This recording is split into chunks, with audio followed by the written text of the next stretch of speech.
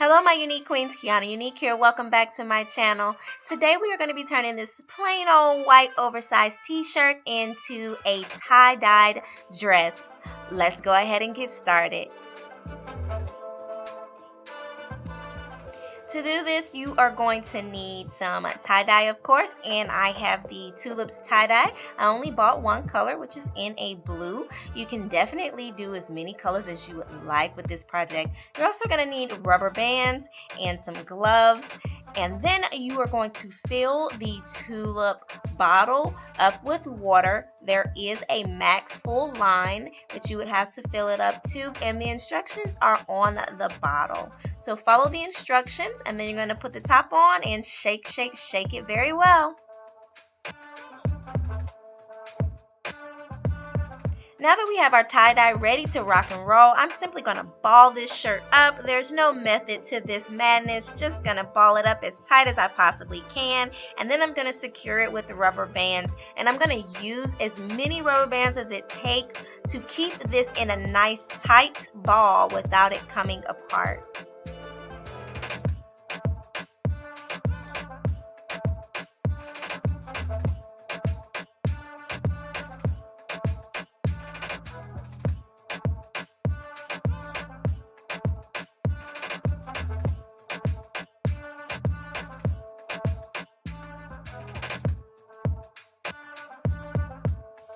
Once the ball is to my liking, I am then going to add water to this shirt. This is going to help the tie-dye absorb into the fabric much better. So I just added a little water and I'm just going to roll it around.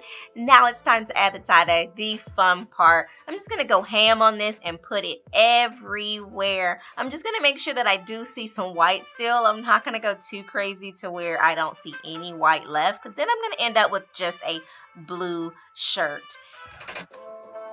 Once you're happy with it, you're going to let it do its thing, and if you have to put it in plastic wrap to hold the moisture, do so. But definitely you're going to want to rinse this out, wash it, and dry it before we make it into a dress. So what I'm going to do, now that mine is washed and dried, I laid it out and I'm using a maxi dress for my template. So simply find a dress that fits you very well or comfortable. I'm going for a comfortable fit here, so that way I can wear it around the house, and if I have to go out in it, I'm going to go out in it, but it's just going to be my comfy dress at home. And what I did is I put some pins right up at the top where the neckline of the dress meets the neckline of the shirt, and then I'm stretching my fabric out and pinning it in place to make sure it does not move before I cut.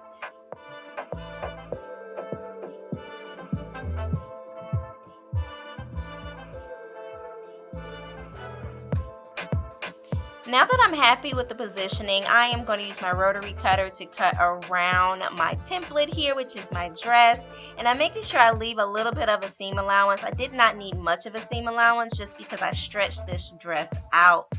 And I'm going to detach these pieces. And you guys, I encourage you to use your leftover fabric here from this shirt to make something else.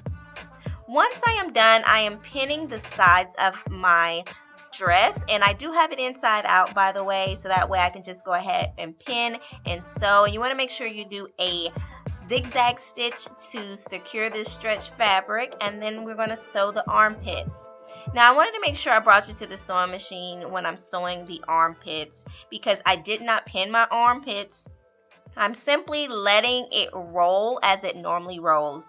Cotton fabrics for shirts tend to roll on their own, and so what I'm going to do is just let it roll a little bit, and I'm going to do a straight stitch right around the armpit. And after you do both sleeves, both arms, you are done.